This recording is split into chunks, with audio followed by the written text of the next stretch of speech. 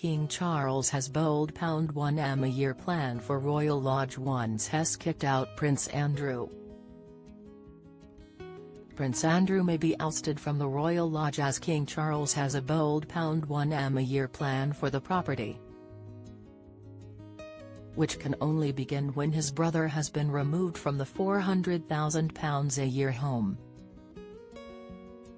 King Charles allegedly has a bold new use for the Royal Lodge once Prince Andrew has been kicked out of the property. The monarch is said to want more commercial revenue coming into the royal family, and part of that comes from the home of the Duke of York. It is believed he is unwilling to leave the property and has rejected alternate accommodations as he remains reliant on a cast iron lease. But King Charles could cut off the £4 million a year which the Duke receives, and sources say the Prince will eventually budge, leaving the Royal Lodge behind. An insider has claimed the lodge will be handed back to the Crown Estates with much-needed repairs to follow. The lodge could be rented out at £1 million a year when Prince Andrew leaves the lodge. An insider reportedly told The Sun, "It makes sense for Royal Lodge to be handed back to Crown Estates, which can pay for the much-needed repairs and renovations. It could then be rented to earn money for them, the King's coffers and the country, rather than being a drain on everyone's resources."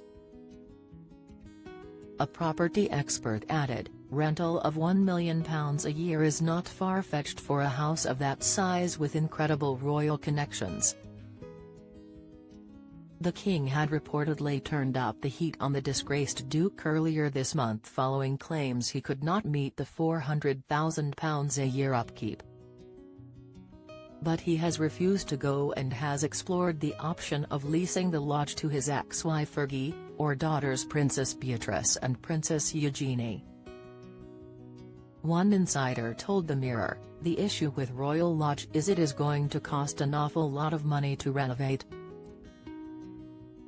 and no one is any wiser as to how the Duke will be able to meet those expenses.